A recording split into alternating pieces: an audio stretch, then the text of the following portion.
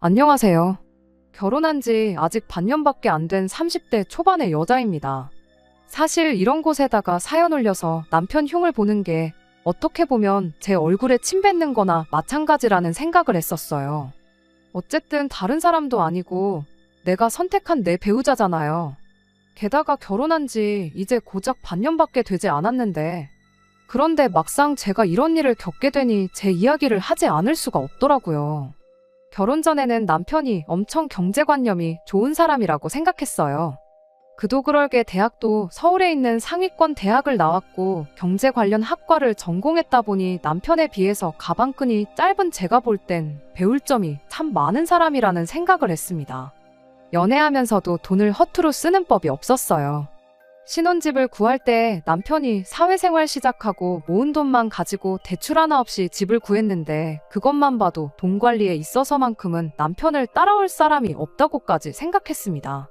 참고로 신혼집을 구하는데 총 2억 들어갔고 제 돈으로는 결혼 비용을 하고 신혼집에 들어갈 혼수를 장만했고요. 저희 사는 지역이 집값이 그렇게 비싼 편이 아니기도 하고 집도 아파트가 아니고 빌라입니다.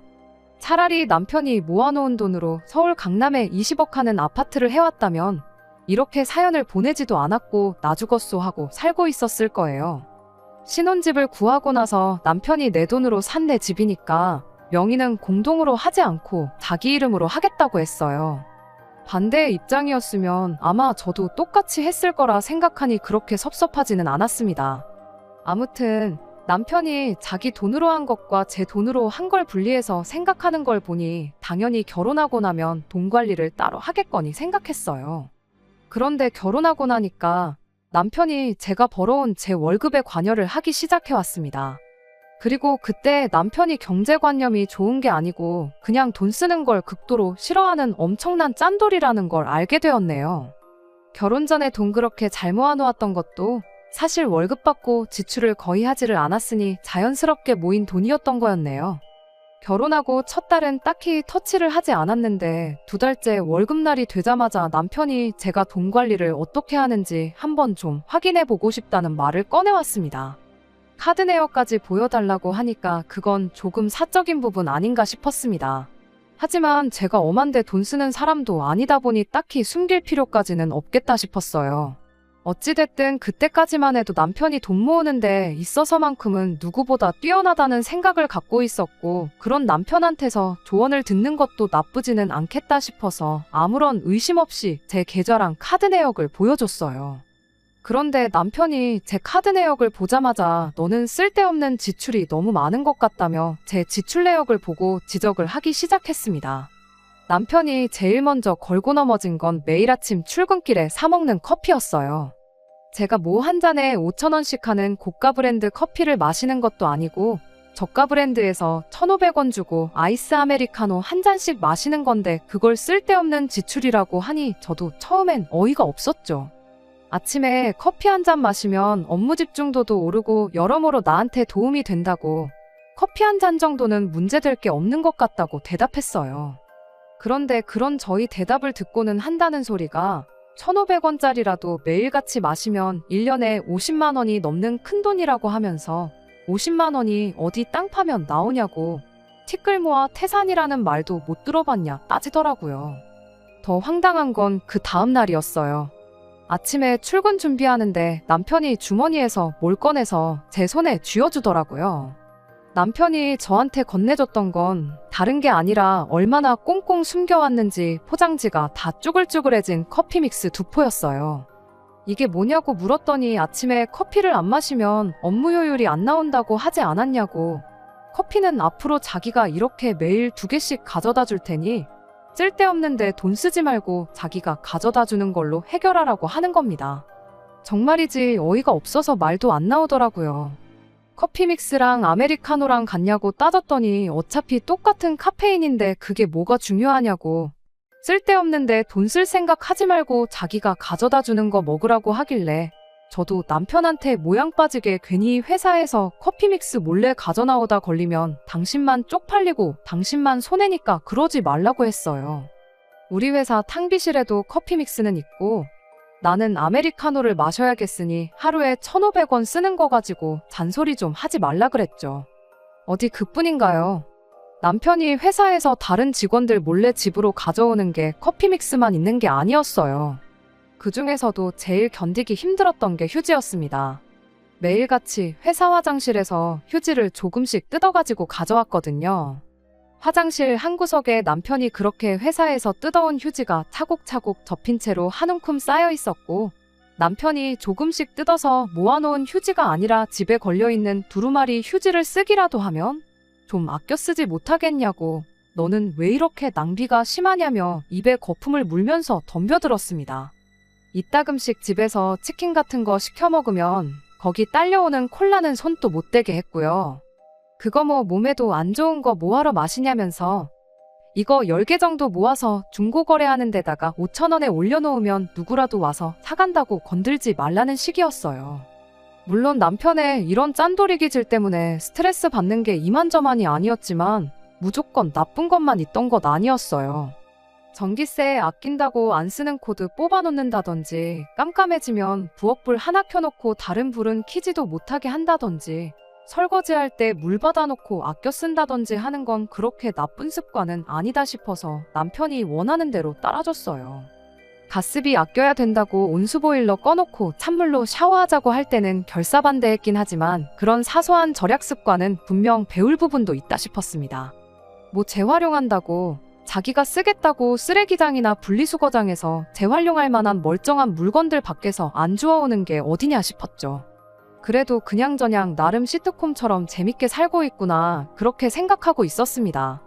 결혼하고 처음 맞는 어버이날에는 저 짠돌이가 얼마나 또 수전노 짓을 하려나 싶어서 걱정이 되기까지 했어요. 그런데 기대도 안 했는데 남편이 먼저 어버이날이니까 장인 장모님 모시고 소고기를 먹으러 가자고 말을 꺼내왔습니다. 이 사람이 뭘 잘못 먹었나 싶을 만큼 정말 의외였어요. 저희 친정부모님이 두 분이서 원래도 쿵짝이 잘 맞고 가끔씩 실없는 농담 같은 걸 하세요. 그날도 저희 어머니께서 맨날 삼겹살만 먹다가 사위 덕분에 소고기도 다 먹어본다고 그런 농담을 하셨죠. 세상 기대도 안 했는데 남편이 저희 부모님께 돈은 생각하지 마시고 드시고 싶은 만큼 드시라는 말을 먼저 꺼내더라고요. 그때 남편이 참 다시 모였어요. 암만 짠돌이라도 아낄 때는 확실히 아끼고 써야 할 때는 또 돈을 확실하게 쓰는 사람이구나 싶었죠. 소고기다 보니 계산할 때 돼서 30만 원이 조금 넘게 나왔습니다. 저희 부모님도 사위 덕분에 엄청 잘 먹었다고, 맨날 소고기만 먹으면 좋겠다고 또 실없는 농담하시면서 남편 기를 한껏 세워주셨어요. 어쨌든 남편이 친정 부모님을 위해 웬일로 통 크게 한턱 쐈다 보니 괜히 고맙더라고요. 그동안 휴지값 아끼고 전기세랑 가스비 그런 거 아낀다고 스트레스 받았던 게 다 사라질 만큼 기분도 좋았죠.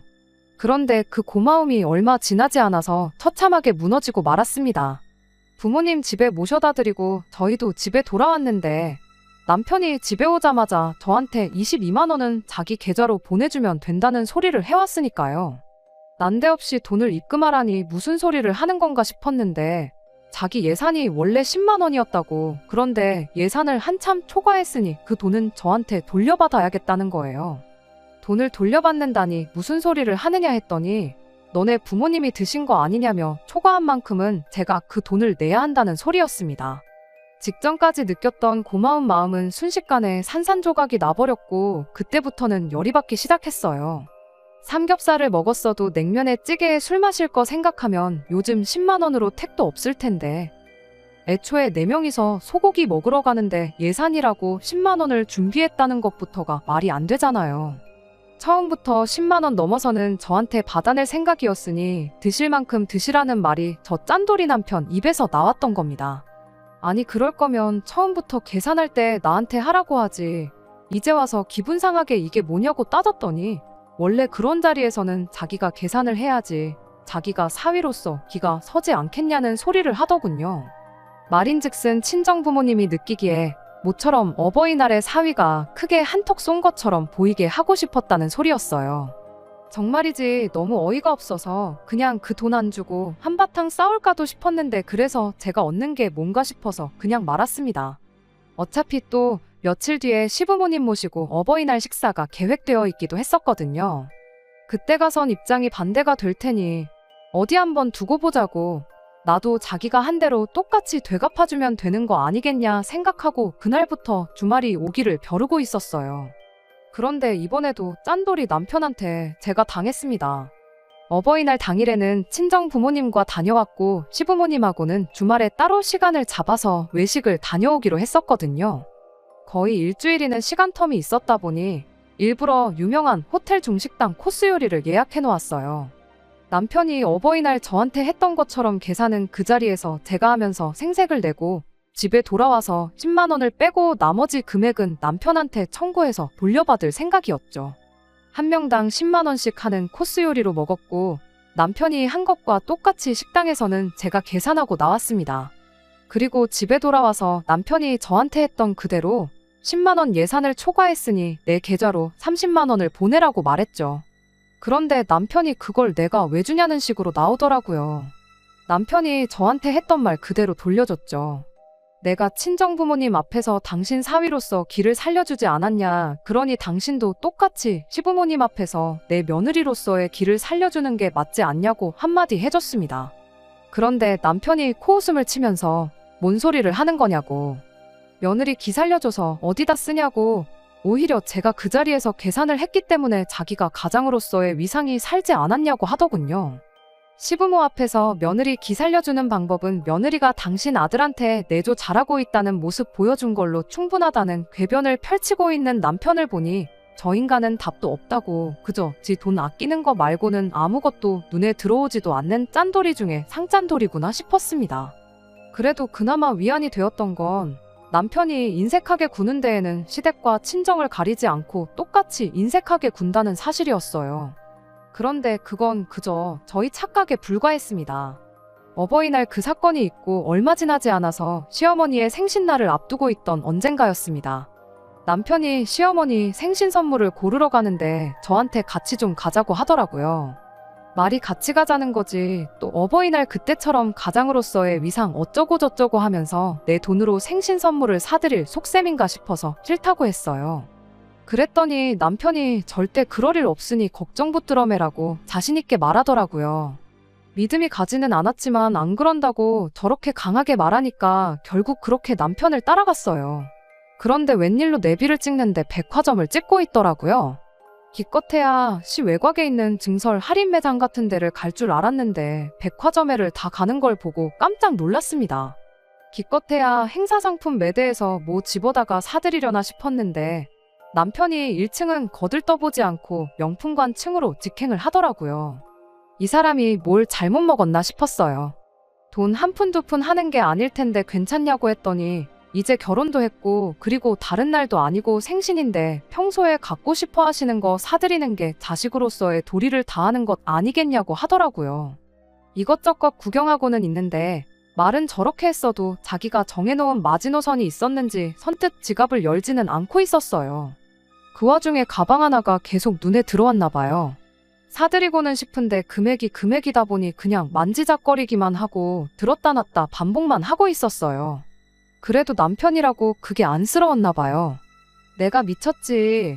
남편한테 돈을 좀 보태줄까 하고 먼저 물어봤습니다. 남편은 그래주면 너무 고맙다고 했는데 그래도 어버이날 때 크게 대인 적이 있다 보니 하나만은 확실히 짚고 넘어가야겠다 싶었습니다. 그래서 남편한테 물어봤어요. 내가 여기서 돈을 보태주면 당신도 친정어머니 생신 때 돈을 보태줄 용의가 있느냐고요. 생신이 시어머니만 있는 게 아니잖아요. 시어머니 생신 지나고 나서 2달이면 친정어머니 생신이 있었거든요. 남편은 당연하다고, 안 그래도 어머니 생신 선물 생각하면서 장모님 드릴 것도 벌써 다 생각해놓은 참이라고 자신있게 말을 해왔습니다. 거기서도 제가 생각해놓은 선물이 얼토당토 않은 거면 절대 안 된다고 확답까지 받아냈습니다. 남편이 당연한 소리 하지 말라고, 장모님이 좋아하시는 걸로 벌써 점 찍어둔 게 있다고 자신있게 말하길래 그 말을 믿었습니다.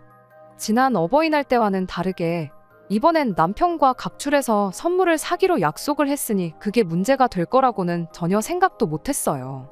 그렇게 그날 남편이 80만 원을 쓰고 제가 20만 원을 보태서 시어머니 생신 선물로 100만 원짜리 가방을 하나 사드리게 되었습니다.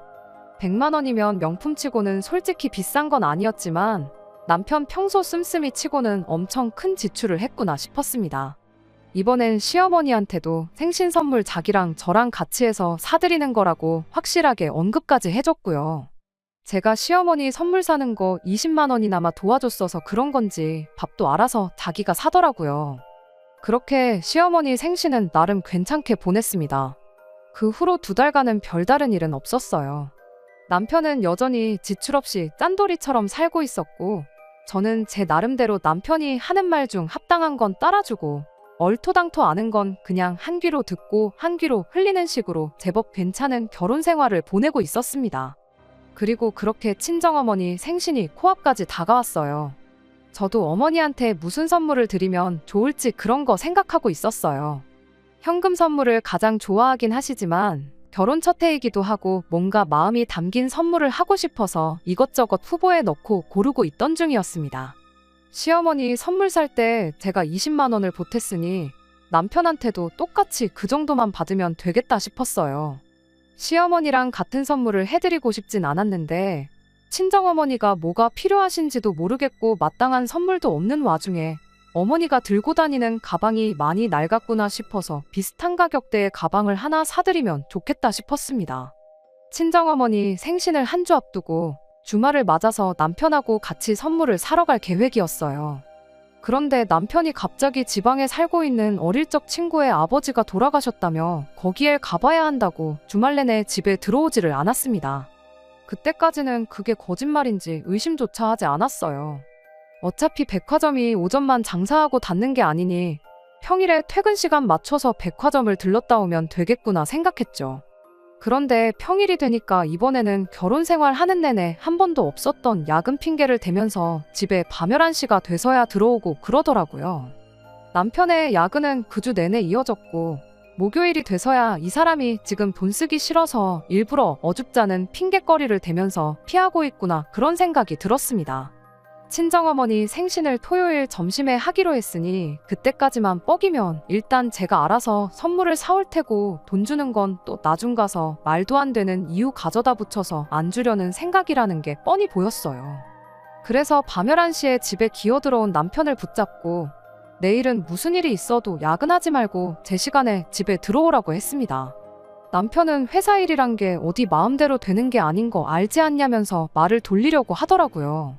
그래서 제가 알겠다고 그럼 퇴근하면 당신 회사 앞으로 갈 테니까 1시간 정도만 회사에 양해를 구하라고 했어요. 설마 다른 날도 아니고 장모님 생신인데 야근을 안 하겠다는 것도 아니고 그 정도 사정은 봐주지 않겠냐고 물었죠. 남편 표정만 봐도 당황했다는 게 눈에 보였어요. 어디 뭐 자기만 회사 생활 하고 있나요? 꼼수를 써도 될 법한 걸 써야지 뻔한 거짓말을 하고 있으니 웃기지도 않더라고요. 다음날 퇴근해서 남편한테 선언한 대로 남편 회사 쪽으로 퇴근을 하고 있었는데 남편한테 전화가 왔습니다. 갑자기 회식이 생겼으니 이쪽으로 오지 말라고요. 그간 야근한 거 고생했다고 부사장이 직원들 데리고 쏘는 거라고 절대 빠지지 못하는 회식이라면서 저한테 미안하다고 사과까지 하더라고요. 그러더니 꺼내는 말이 기억할지 모르겠는데 장모님 생신 선물은 내가 따로 생각해 놓은 게 있다고 하지 않았냐고. 당신이 고른 걸로 우리 돈 합쳐서 사고 싶은 마음도 알겠는데 내가 드릴 장모님 선물은 내가 알아서 준비할 테니 당신도 당신이 알아서 다른 선물을 고르면 안 되겠냐는 말을 꺼내더군요. 난데없이 회식이 잡혔다는 게 신뢰가 가지는 않았지만 듣고 보니 남편이 그때 당시 백화점에서 저한테 그렇게 이야기를 했었던 게 기억이 났어요. 당장 금요일이고 엄마 생신이 내일 점심인데 어떻게 선물을 구하려고 하느냐 했더니 자기가 다 생각이 있으니까 걱정 말라고 정모하면 아침에도 시간적인 여유가 있지 않느냐면서 허겁지겁 전화를 끊더라고요. 그래서 저도 그냥 다시 발걸음을 돌려서 집으로 돌아왔습니다. 남편이 무슨 선물을 준비할지 걱정 반 기대 반이었어요. 그래도 뭐 내가 한 게 있으니 아무리 못해도 20만 원 가치 정도 하는 선물을 준비하겠지 싶었습니다. 20만 원 그거 제 돈 더 써서 친정어머니 생신 선물 사기로 했던 가방을 그냥 사드렸어도 됐었지만 그래도 시어머니 생신 때 선물로 쓴 돈이 100인데 친정어머니 생신 선물도 그에 준하는 가격으로 하는 게 맞지 않나 싶었어요. 그렇다고 갑자기 선물을 새로 고르기도 뭐하더라고요. 이미 바로 다음 날이 어머니 생신인데 대충 80만 원짜리 아무거나 찾아다가 드리고 싶지도 않았고요. 그래서 그냥 집에 돌아오는 길에 돈 찾아서 이번 생신까지만 현금 선물로 드려야겠다 생각했습니다. 집에 와서 남편이 회식 마치고 집에 오기를 기다렸는데 회식 자리가 길어지는 건지 시간이 늦어도 감감무소식이었어요. 밤 11시가 넘어가는 거 보고 언제 올지도 모르는 양반 기다려서 뭐 하겠나 싶어서 그냥 집 정리 대충 끝내놓고 혼자 TV를 보다가 잠에 들었습니다. 남편이 들어온지도 모르고 한참 잘 자고 있었는데 늦게 들어온 남편이 자려고 침대에 누우면서 그때의 흔들림으로 살짝 잠에서 깨버렸습니다. 시간을 보니까 새벽 2시가 넘어 있었어요. 그래도 회식이 있던 건 진짜였는지 눕자마자 잠에 골아떨어진 남편이 숨을 내쉴 때마다 방 안에 아주 술 냄새가 진동을 하더라고요. 괜히 잠 깨기 싫어서 저도 그냥 잠을 청했습니다. 그리고 다음날 아침에 잠에서 깼어요. 과음을 한 건지 남편은 정신을 못 차리고 자고 있었죠. 피곤해 보여서 그냥 자게 둘까 싶다가도 친정어머니 생신 선물 생각을 하니까 깨우지 않을 수가 없었네요.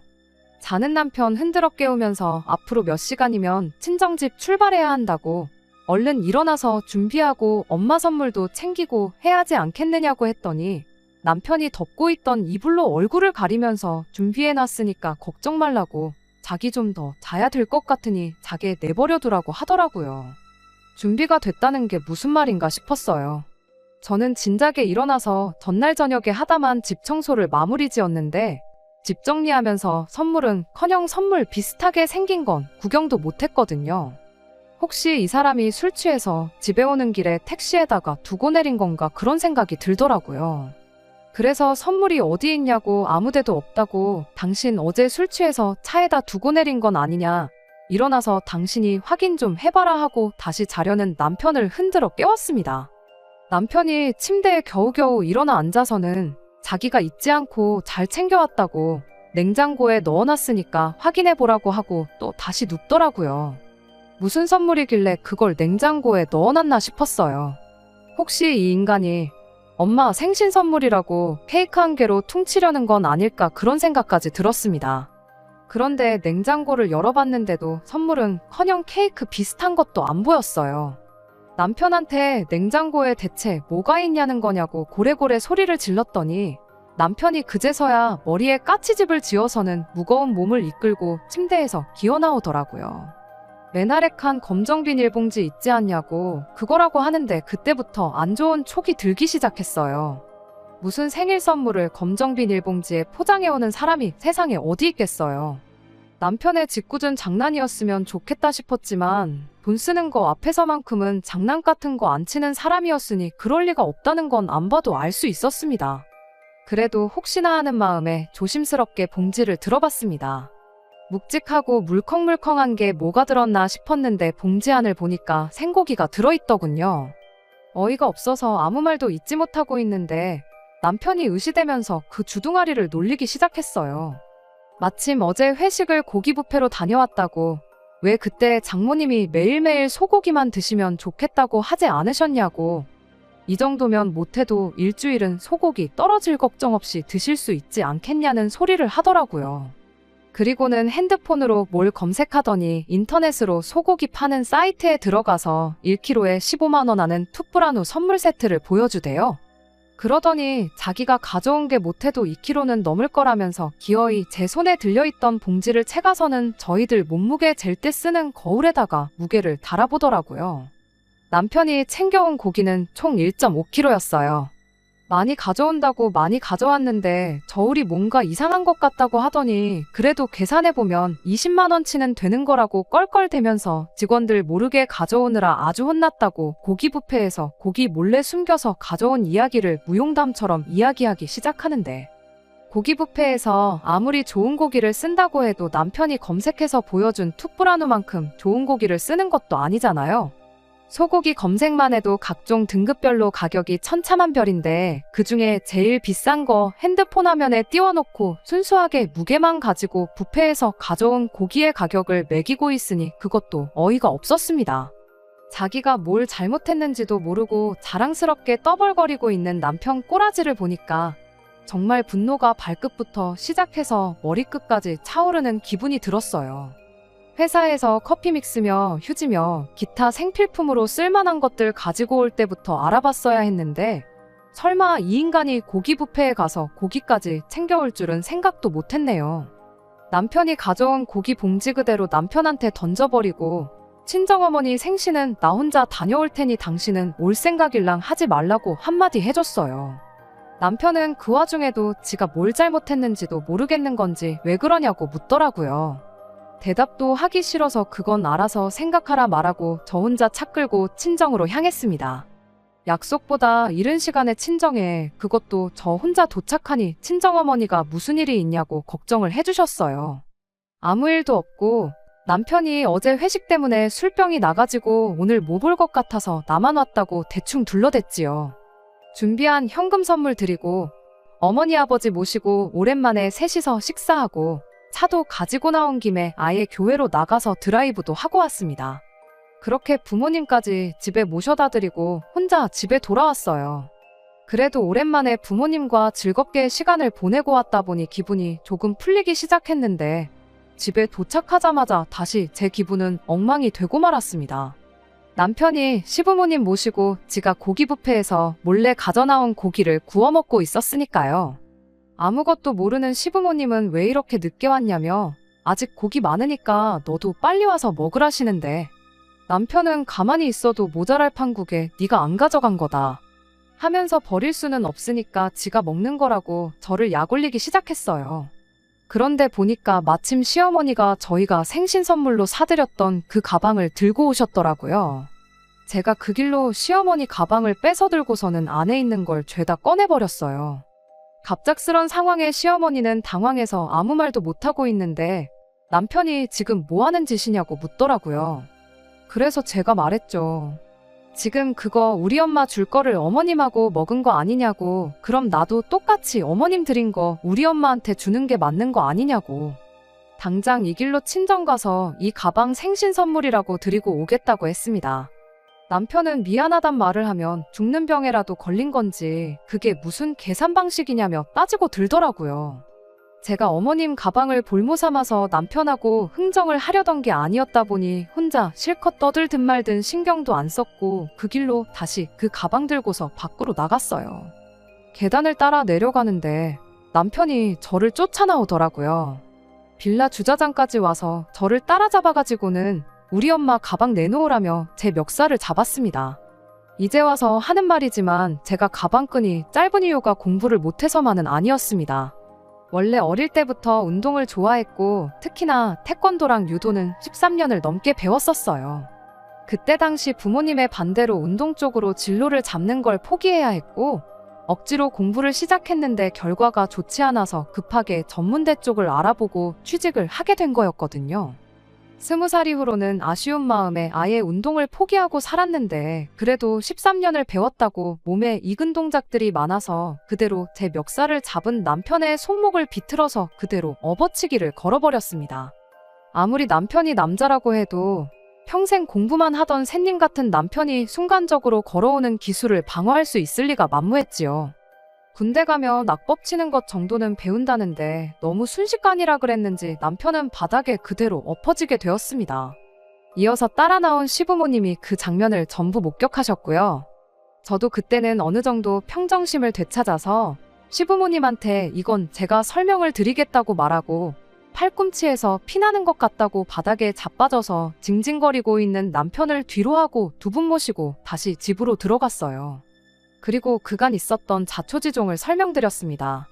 팔은 안으로 굽는다고 시부모님이 당연히 저를 나무랄 줄 알았는데 제 편을 들어주시더라고요.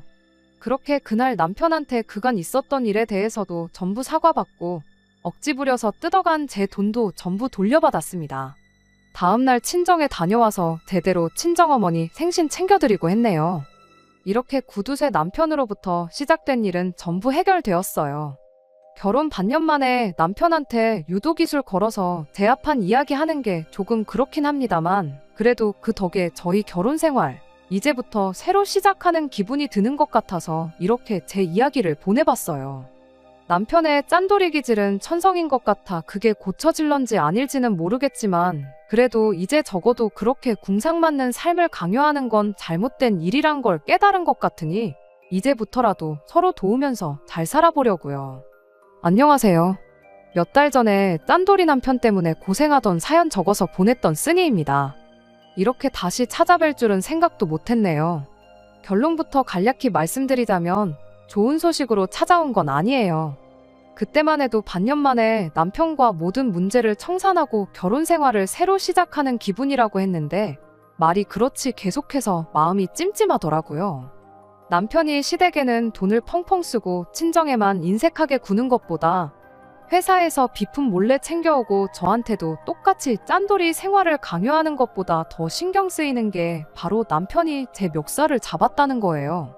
어쨌든 제가 이기긴 했지만 그건 순전히 제가 운동을 오래 해왔던 사람이고 남편이 그저 그 사실을 몰랐을 뿐이었던 거잖아요. 만약에 제가 운동을 안 했다면 남편이 그때 제 멱살을 잡아서 어떻게 했을까 그런 생각을 하니까 가슴이 먹먹해지는 기분이었습니다. 결국에는 그걸 이유로 이혼을 결정하게 되었어요. 멱살 한번 잡혔다고 어떻게 이혼을 정하냐고 하실 분들도 계시겠지만 그게 나중에는 어떻게 될지 모르는 거잖아요. 남편이 지금은 저를 힘으로 못 당해낸다는 걸 알았으니 나중엔 몽둥이가 될 수도 있는 거고 더 심하게 나올 수도 있을 테고요. 결국 오랫동안 고심하다가 시댁에 먼저 들러서 이혼하고 싶다는 제 의사를 전했어요. 시부모님은 당연히 저를 말리셨죠. 저한테 미안하다고 아들 녀석이 저렇게 된 게 다 당신들 책임이 있다면서 옛날 이야기를 해주셨어요. 길게 말할 건 없고 그냥 IMF 때 집 상황이 많이 어려워졌었답니다. 그때 세 가족이서 화장실도 밖에 있는 단칸방에서 지내야 했던 적도 있었다고요. 그게 어린 시절 남편한테 아마 안 좋은 기억으로 남아서 저렇게 돈을 아끼고 모으는데 급급한 사람이 된 것 같다고요. 그런 과거가 있는 줄은 몰랐지만 그렇다고 해서 남편이 저를 힘으로 제압하려고 했던 게 용서가 되는 건 아니었어요. 좋은 기억이나마 몇 개 없긴 하지만 그래도 더 사이가 나빠지기 전에 빨리 이혼하는 게 좋겠다고 대답했죠. 재혼 같은 거 생각하면 저도 저지만 남편도 하루라도 빨리 이혼하는 게 더 유리하지 않겠냐고 하니 시부모님도 제 말이 맞다면서 결국엔 이혼을 허락해 주셨네요. 제가 이혼하자는 말에 남편이 울며불며 매달렸어요. 집 명의도 제 이름으로 해주고 월급도 다 가져다 줄 테니 이혼만큼은 하지 말아달라고 했는데 제가 남편한테 있어서 돈이며 집까지 포기할 만큼 소중한 사람이었으면 진작에 좀 잘하지 그랬냐고 한마디 해주고 자리에서 일어났습니다. 그렇게 저희는 이혼하게 되었고 지난달에 이혼 절차 모든 게 마무리돼서 완벽한 남남이 되었어요. 집은 애초에 남편 이름으로 되어 있었고 시부모님이 제가 결혼할 때 혼수해온 거랑 결혼식 비용 들어간 거 이래저래 계산해서 먼저 알아서 돌려주신 덕분에 다른 큰 마찰은 없었습니다. 왜? 먼저 사연 보냈을 때 저걸 이혼 안 하고 참고 사느냐고 저한테 쓴소리 해주신 댓글 몇 개가 생각이 나네요. 결과적으로는 이렇게 이혼을 하게 되었어요. 아직도 제가 좋은 결정을 내린 건지 혹시나 언젠가 이 결정을 후회할 날이 올지도 모르겠다는 생각이 들긴 하지만 과거에 얽매여 있는 것보다 앞으로의 제 인생을 준비하는 게 더 이득인 것 같아서 더는 생각하지 않으려고요. 끝까지 들어주셔서 감사합니다. 오늘의 사연은 여기까지입니다. 구독과 좋아요, 알람 설정 부탁드리고 더 좋은 사연으로 다시 찾아뵙겠습니다. 감사합니다.